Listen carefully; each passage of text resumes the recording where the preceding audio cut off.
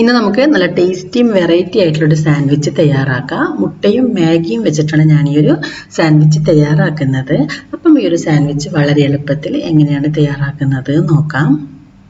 ഇതിനു വേണ്ടി ഞാനിവിടെ 3 മുട്ടയാണ് എടുത്തിട്ടുള്ളത്. ഈ ഒരു 3 മുട്ടയും നമുക്ക് ഒരു ബൗളിലേക്ക് പൊട്ടിച്ചൊഴിക്കാം. ഇതിലേക്ക് ചേർക്കേണ്ടത് കുരുമുളക് പൊടിയാണ്. 1/2 ടീസ്പൂൺ കുരുമുളക് പൊടി ചേർത്ത് കൊടുക്കാം. ആവശ്യത്തിന് ഉപ്പും ചേർത്ത് നമുക്ക് ഈ ഒരു മുട്ട നന്നായിട്ട് ഒരു ഫോർക്ക് വെച്ച് ബീറ്റ് ചെയ്തെടുക്കാം. അപ്പോൾ ഞാനിവിടെ മുട്ട നന്നായി ബീറ്റ് ചെയ്തെടുത്തിട്ടുണ്ട്. ഇനി ഒരു പാൻ വെച്ച് പാൻ ചൂടായി വരുന്ന സമയത്ത് 1 ടീസ്പൂൺ ഓയിൽ ഒഴിച്ചു കൊടുക്കാം. ഇനി നമുക്ക് നമ്മൾ ബീറ്റ് ചെയ്ത് വെച്ച മുട്ട ഇതിലേക്ക് ഒഴിച്ച് ഒന്ന് വേവിച്ചെടുക്കാം. ഇപ്പം നമ്മുടെ മുട്ട ഒരു ഭാഗം നന്നായി വെന്ത് വന്നിട്ടുണ്ട്. ഇനി നമുക്കിതിനെ തിരിച്ചിടാം. ഇനി നമുക്ക് ഈ ഒരു മുട്ട പാനിൽ നിന്ന് മാറ്റാം. അപ്പോൾ നമ്മുടെ സാൻഡ്വിച്ചിന് വേണ്ടിയിട്ടുള്ള മുട്ട ഇവിടെ റെഡി ആയിട്ടുണ്ട്. ഇനി നമുക്ക് നൂഡിൽസ് വേവിച്ചെടുക്കണം.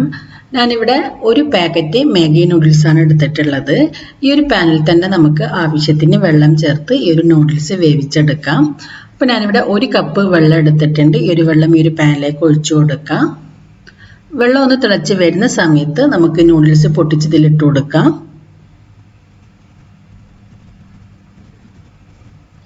ഇതിലേക്ക് നമുക്ക് മാഗി മസാല കൂടി ചേർത്ത് ഈ ഒരു നൂഡിൽസ് വെള്ളം വറ്റി വരുന്നത് വരെ വേവിച്ചെടുക്കാം.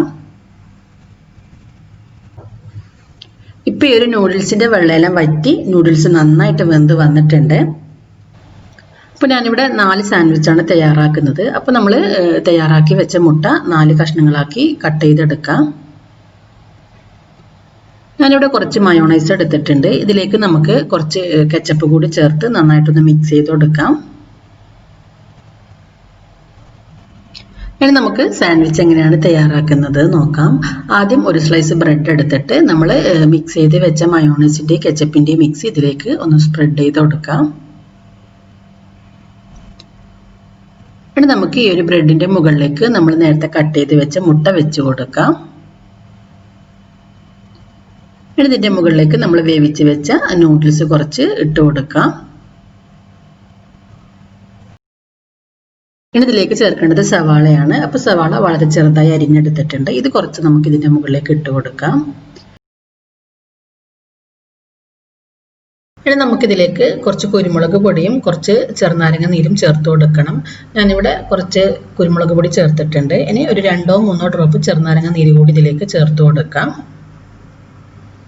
കുറച്ച് മല്ലിയില കൂടി ഇട്ട് കൊടുക്കാം.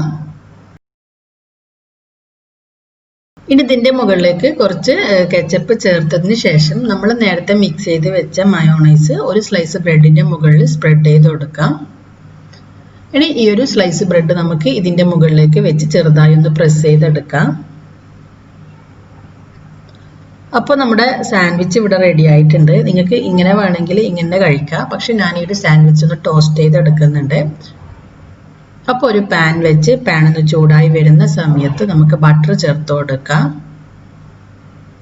ബട്ടർ ഇല്ലെങ്കിൽ ബട്ടറിന് പകരം നെയ്യ് ചേർത്താലും മതി. ഇപ്പം നമ്മുടെ ബട്ടർ നന്നായി ചൂടായി വന്നിട്ടുണ്ട്.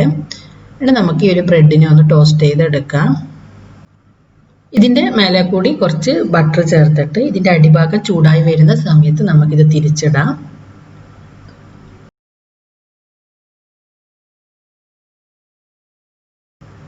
അപ്പോൾ നമ്മുടെ ബ്രെഡ് സാൻഡ്വിച്ച് ഇവിടെ റെഡി ആയിട്ടുണ്ട്. ഇനി നമുക്കിതിനെ പാനിൽ നിന്ന് മാറ്റാം. പിന്നെ ഈ ഒരു സാൻഡ്വിച്ച് നിങ്ങൾക്ക് കട്ട് ചെയ്ത് കാണിച്ചു തരാം. കുട്ടികൾക്കെല്ലാം ഒരുപാട് ഇഷ്ടമാകുന്ന ഒരു സാൻഡ്വിച്ചാണ്. കാരണം നൂഡിൽസും മുട്ടയെല്ലാം ആകുമ്പോൾ കുട്ടികൾക്ക് ഒരുപാട് ഇഷ്ടമാകും. അപ്പോൾ നിങ്ങളിത് ട്രൈ ചെയ്ത് നോക്കിയിട്ട് ഇതിൻ്റെ ഫീഡ്ബാക്ക് അറിയിക്കുക. ഈ ഒരു വീഡിയോ നിങ്ങൾക്ക് ഇഷ്ടമായെങ്കിൽ ലൈക്ക് ചെയ്യാനും ഷെയർ ചെയ്യാനൊന്നും മറക്കരുത്. നിങ്ങൾ ഇതുവരെ എൻ്റെ ചാനൽ സബ്സ്ക്രൈബ് ചെയ്തിട്ടില്ലെങ്കിൽ സബ്സ്ക്രൈബ് ചെയ്യാനും മറക്കരുത്.